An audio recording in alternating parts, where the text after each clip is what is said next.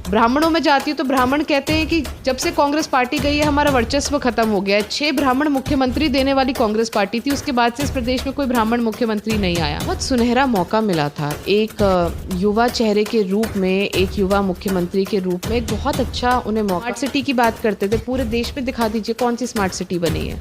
Bullet train लाने की बात करते थे, नॉर्मल ट्रेनें आज सही तरह से नहीं चला पा रहे। छोटी बच्ची का जम्मू कश्मीर में बलात्कार हुआ तो भारतीय जनता पार्टी के लोगों ने बलात्कारियों के समर्थन में रैली निकाली।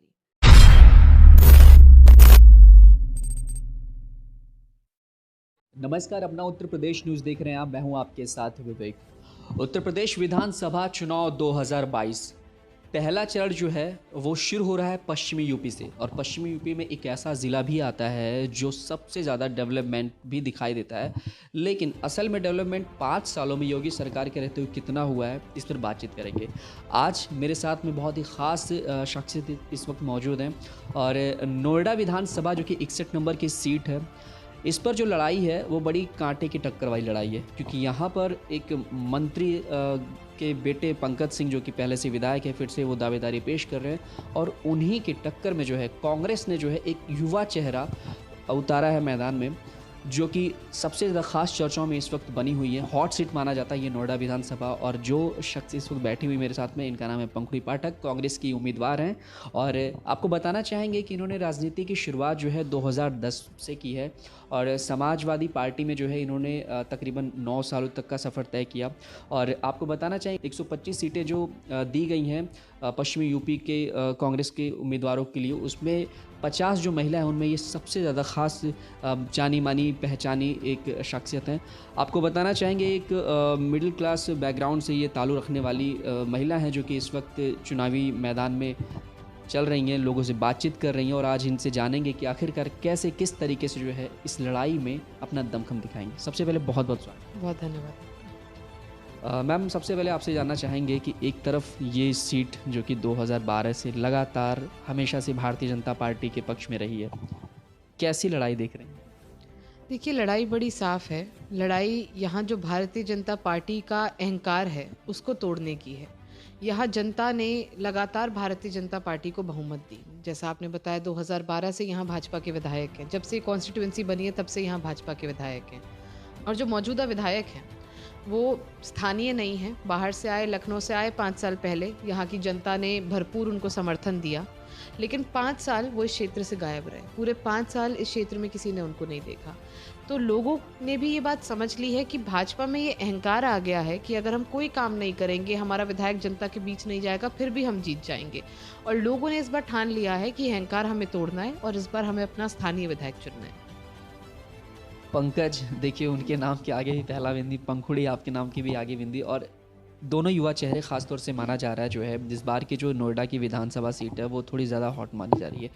एक बात बताइए कि किस तरह की चुनौतियों को लेकर के जो है आप मैदान में उतर रही हैं, क्या खामियां गिना रही भारतीय जनता पार्टी को, और कांग्रेस जो कि हमेशा से कहा जा रहा है कि 70 साल देश में राज किया, और लड़की हूँ लड़ सकती हूँ, प्रियंका गांधी वाड्रा मैदान में उतरी हैं, लड़कियों को ज़्यादा जो है वो टिकट दी हैं, तो क्या लग रहा है, क्या बता रही हैं आप खामियां, और क्या कांग्रेस की अच्छाइयाँ गिना के आप मैदान में वोट मांग रही हैं? पहली बात तो जो प्रियंका जी ने स्लोगन दिया है, लड़की हूँ लड़ सकती हूँ, उसको लेकर महिलाओं में बहुत उत्साह है, और महिलाओं में ये इस बात की खुशी है कि महिला कोई उनके बीच में से चुनाव लड़ रही है। मैं जहाँ भी जाती हूँ महिलाएं कहती है कि हमें विश्वास है कि अगर कोई महिला विधायक होगी तो हमारी परेशानियाँ बेहतर तरह से समझ सकेगी। यहाँ अगर इस क्षेत्र की मैं बात करूँ, पिछले 5 साल में यहाँ कोई विकास का कार्य नहीं हुआ है।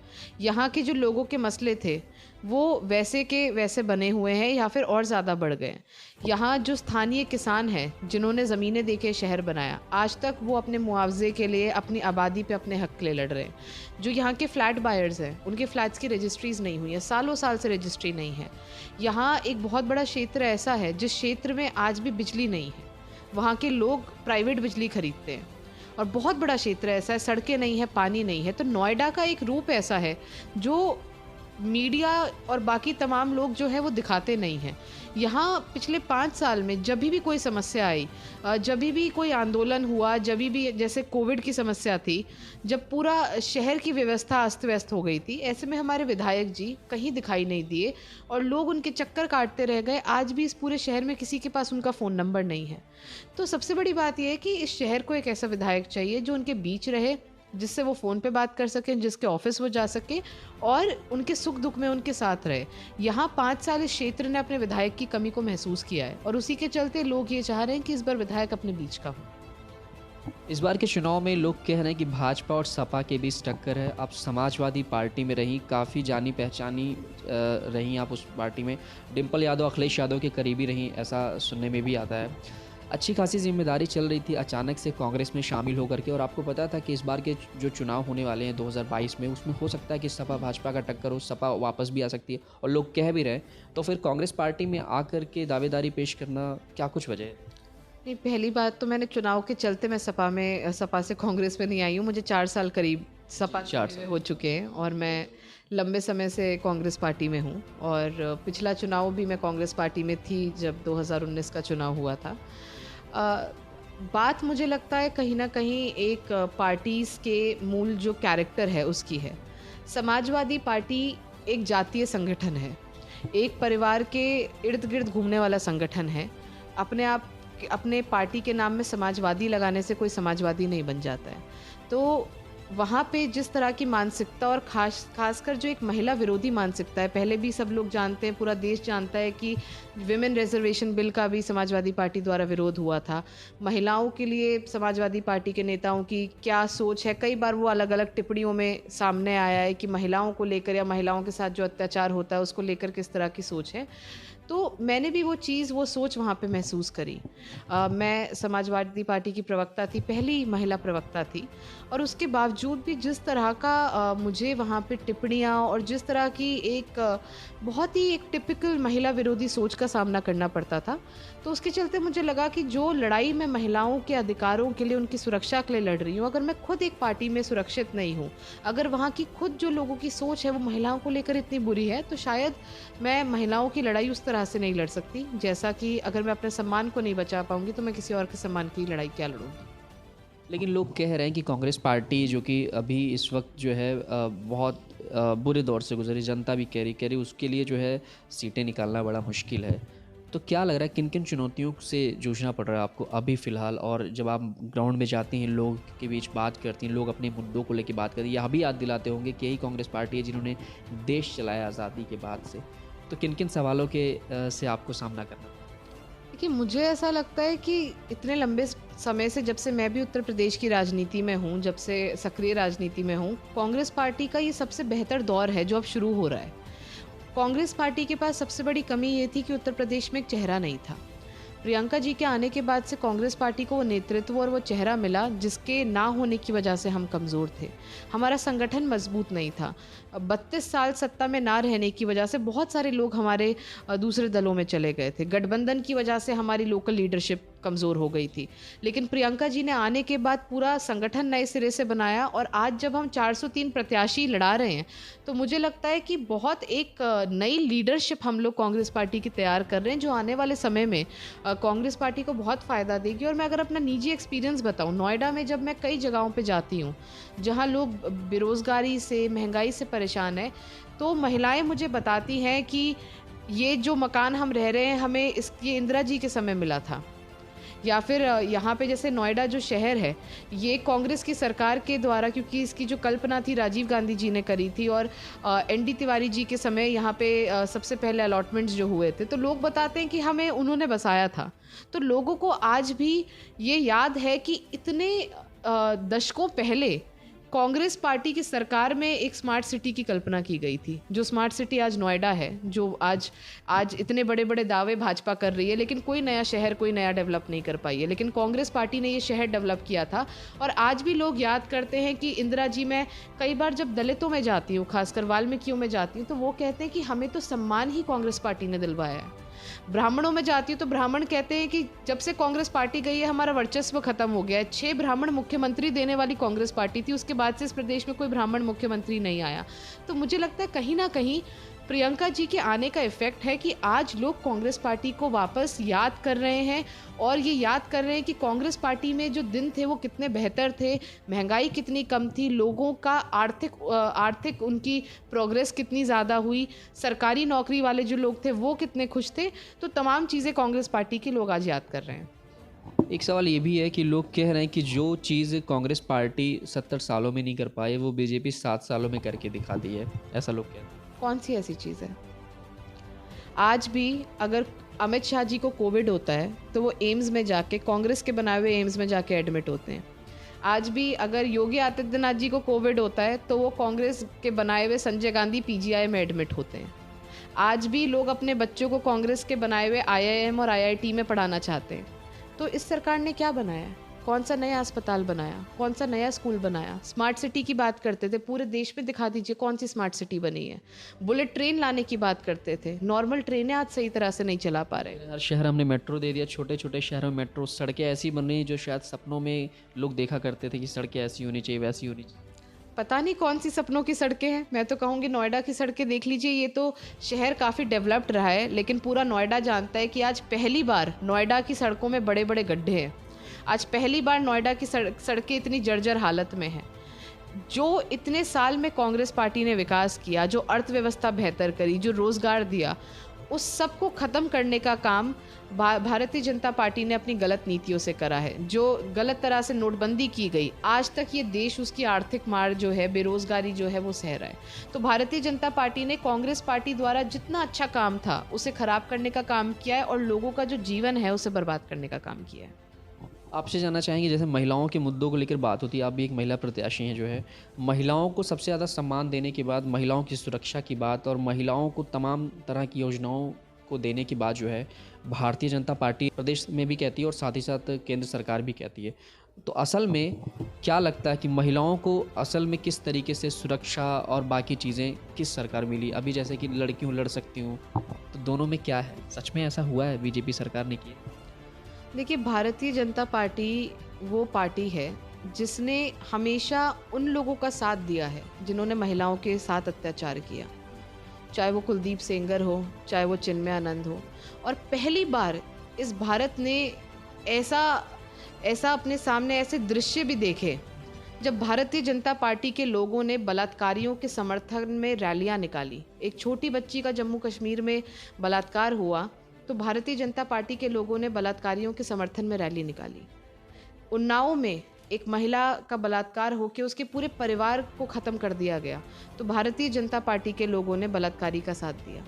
तो एक इतनी संकीर्ण और इतनी महिला विरोधी मानसिकता भारतीय जनता पार्टी की है, जिसके चलते महिलाएं आज हर जगह अपने आप को असुरक्षित महसूस कर रही है। महिलाओं को लेकर भारतीय जनता पार्टी की सोच का सबसे बड़ा उदाहरण उत्तर प्रदेश के मुख्यमंत्री हैं, जो ये कहते हैं, जिनका बयान सबने सुना कि महिलाओं को घर में बंद रखना चाहिए, महिलाओं की जो शक्ति होती है वो गलत तरह की शक्ति होती है, वो बाहर वो ऊर्जा नहीं आनी चाहिए और महिलाओं को हमें घर में रखना चाहिए। इस तरह के बयान वो मुख्यमंत्री बनने से पहले दे चुके हैं। तो जब आप ऐसे लोगों को आप मुख्यमंत्री बनाते हैं तो कहीं ना कहीं आप साबित कर देते हैं कि महिलाओं को लेकर आप कहीं गंभीर नहीं हैं और आपकी सोच ही महिलाओं को दबाने की, उनको घर के अंदर बंद रखने की। योगी जी कहते हैं बराबर का हक मिल रहा है, महिलाएं भी बहुत आगे बढ़ रही हैं सुरक्षा में, तो ऐसा कि 12 बजे रात को अकेली निकल सकती हैं, कोई डर नहीं। देखिए, महिलाएं तो आगे बढ़ रही हैं क्योंकि महिलाओं में वो हौसला है और महिलाएं हमेशा से इस देश की बहुत आगे रही हैं। जब अमेरिका जैसा देश महिला प्रधानमंत्री, महिला राष्ट्रपति नहीं दे पाया था तो भारत ने महिला प्रधानमंत्री उस समय दी थी और महिलाएं हर क्षेत्र में भारत की हमेशा आगे रही हैं। लेकिन आज उत्तर प्रदेश में ये हालत है, अगर आप रात की बात कर रहे हैं, यहाँ बीच दोपहर में महिलाएं घर से नहीं निकल सकती हैं और घर से निकलना तो छोड़िए, घर के अंदर महिलाएं सुरक्षित नहीं हैं। आए दिन हम देखते हैं, आज के समय में भारत देश में हर 16 मिनट में एक रेप होता है। तो आप खुद समझ सकते हैं कि महिलाएं कितनी सुरक्षित हैं। युवा चेहरा है, एक दो सवाल और भी रहेंगे मेरे। युवा चेहरा है, अब युवा जो है सबसे ज़्यादा बेरोज़गार महसूस कर रहा है और रोज़गार के मुद्दे पे लड़ाई लड़ रहा है पिछले 5 सालों में। वहीं 4.5 लाख नौकरियां देने की बात करते हैं योगी जी, लेकिन युवा जो है ये कह रहा जो है हमें रोज़गार नहीं मिला, वैकेंसियाँ नहीं, जिनके पेपर हमने दे रखे हैं उनके रिज़ल्ट घोषित नहीं हो रहे हैं। रोज़गार के मुद्दे पर बीजेपी सरकार को जो है विपक्ष भी घेर रही है और कहीं ना कहीं डाउन भी होती हुई नज़र आ रही है। तो क्या लग रहा है अगर आप आती हैं तो किस तरीके से युवाओं को लेकर, खासतौर से नोएडा में जो भी नौकरियों के लिए आते हैं, कितना काम बेहतर करेंगे और साथ ही साथ युवाओं के मुद्दे पे कितनी नज़र है आप? देखिए, भारतीय जनता पार्टी की युवाओं को रोज़गार देने के लिए कोई पॉलिसी नहीं है। भारतीय जनता पार्टी की गलत नीतियों की वजह से बहुत सारे उद्योग, बहुत सारे बिज़नेस जो हैं, वो भारत से निकल के दूसरे देशों में चले गए। जो गलत इनके फ़ैसले, चाहे वो डीमोनेटाइज़ेशन को लेके, जीएसटी को लेके और तमाम जो इनकी पॉलिसीज़ रही, उसके चलते बहुत सारे उद्योग जो यहाँ पे युवाओं को रोज़गार दे सकते थे, वो बाहर चले गए। अगर सरकारी नौकरी की बात करें, तो भारतीय जनता पार्टी की जो पूरी पॉलिसी है वो सरकारी नौकरी ना देने की है। वो सरकारी नौकरी के विरोध में शुरू से रहे हैं और इसी के चलते उत्तर प्रदेश में जो हमारे युवाओं ने सरकारी अलग-अलग नौकरी के अलग-अलग भर्ती के एग्ज़ाम पास किए, तो भारतीय जनता पार्टी की उत्तर प्रदेश सरकार अपने ही युवाओं के खिलाफ कोर्ट चले गई। कई ऐसी भर्तियां हैं जिसमें उत्तर प्रदेश सरकार युवाओं के खिलाफ कोर्ट में है। कभी हाई कोर्ट जा रहे हैं, कभी सुप्रीम कोर्ट जा रहे हैं, सिर्फ इसलिए कि युवाओं को रोज़गार ना मिल जाए, सिर्फ इसलिए कि सरकारी नौकरियां ना देनी पड़े। प्रियंका जी ने ये वादा किया है कि सरकार में आते ही सबसे पहले जो रिक्त पद हैं उनको भरने का काम करेंगी। तमाम जो सरकारी भर्तियां हैं उसमें पद रिक्त पड़े हैं, अगर उनको ही भर दिया जाए तो बहुत सारे युवाओं को वहाँ से रोज़गार मिलेगा। अगर मैं नोएडा की बात करूँ, बहुत सारे उद्योग यहाँ से छोड़ के चले गए हैं। उसका कारण है जो एक असुरक्षा का जो वातावरण है, एक पॉलिटिकल इंस्टेबिलिटी का जो वातावरण है, और कोई भी ऐसा व्यक्ति नहीं है जो फैसिलिटेट करे इस पूरे जो बिज़नेस को जो लाने का यहाँ पे जो काम है, उसमें कोई अपना योगदान दे। मुझे नहीं लगता कि यहाँ के जो विधायक हैं, और वो बहुत बड़े व्यक्ति के पुत्र हैं, अगर वो प्रयास करते तो कोई नई इंडस्ट्रीज़ वो यहाँ पे ला सकते थे, लेकिन उन्होंने इस तरह का कोई भी प्रयास नहीं किया। मुझे लगता है जब नोएडा में बेहतर व्यवस्था होगी, जब यहाँ पे इस तरह के हम प्रयास करेंगे कि नए उद्योग यहाँ पर आएँ, तो उससे ज़रूर यहाँ के युवाओं को रोज़गार मिलेगा, और पूरे एक आर्थिक जब सिचुएशन जब बदलेगी तो अपने आप रोज़गार उत्पन्न होगा। जो कांग्रेस पार्टी न्याय की बात करती है, डायरेक्ट जो ट्रांसफ़र की बात करती है, जैसे हमने मनरेगा में किया, इन सभी चीज़ों से आपकी पूरी अर्थव्यवस्था सुधरती है, और अर्थव्यवस्था सुधरती है, लोगों की अगर क्षमता बढ़ती है पैसा खर्च करने की, तो उससे भी नया रोज़गार उत्पन्न होता है। हमारी ट्रेडिशनल इंडस्ट्रीज़ जो बंद हुई हैं, उनको वापस से रिवाइव करने के लिए हम लोगों को एक सुचारू रूप से हम लोगों को एक नई प्रणाली बनानी पड़ेगी, और कांग्रेस पार्टी वो काम करेगी। हमने अपने मैनिफेस्टो में, अपने युवा मैनिफेस्टो में भी वो बात लिखी है। अखिलेश यादव युवा चेहरे हैं, कह रहे हैं युवाओं के लिए सबसे ज़्यादा सोचते हैं हम, और युवाओं को लेकर के जो है बहुत सारी बात भी करते हैं। कह रहे आएंगे तो सबसे ज़्यादा नौकरियां हम देंगे, और युवा चेहरा है, लोग विश्वास भी कर रहे हैं। तो क्या लग रहा है अखिलेश के लिए क्या कहना चाहेंगे? क्या सच में इस तरह की बात है उनमें, या फिर सिर्फ एक दिखावा है? देखिए, मुझे लगता है अखिलेश जी को एक बहुत सुनहरा मौका मिला था, एक युवा चेहरे के रूप में, एक युवा मुख्यमंत्री के रूप में एक बहुत अच्छा उन्हें मौका मिला था। लेकिन समाजवादी पार्टी की सरकार में जिस तरह नौकरियों में गड़बड़ियां हुई, जिस तरह से भ्रष्टाचार के मामले सामने आए, जिस तरह से तमाम भर्तियां जो थीं उनको कोर्ट ने ये कह के रोक लगाई कि इनमें गड़बड़ पाई गई है। कई सारे अधिकारियों का नाम खुल के सामने आया जिन पे भ्रष्टाचार के आरोप लगे। तो युवाओं के भविष्य के साथ समाजवादी पार्टी की सरकार ने भी कम खिलवाड़ नहीं किया। अब उसके लिए आप दोषी चाहे किसी को भी कहें, समाजवादी पार्टी में XYZ कोई भी व्यक्ति उसके लिए दोषी हो सकता है, लेकिन मुख्यमंत्री तो अखिलेश यादव जी थे, और उनके रहते भी जिस तरह का रोज़गार या जिस तरह की अपॉर्चुनिटीज़ युवाओं को मिलनी चाहिए थी, वो काम नहीं हुआ। और उसी जो कंडीशन थी उसको और बुरा करने का और युवाओं पे और अत्याचार करने का काम उसके बाद भाजपा सरकार ने किया। आखिरी सवाल, अपने जो भी नोएडा 61 नंबर की विधानसभा में जो लोग भी देख रहे हैं, क्या संदेश देना चाहेंगी महिलाओं को, बुज़ुर्गों को, युवाओं को, बहनों को? क्या कहना चाहेंगी, और क्या कुछ पॉइंट्स ऐसे भी हैं जो शायद आप बता के अपनी ओर लुभाना चाहें?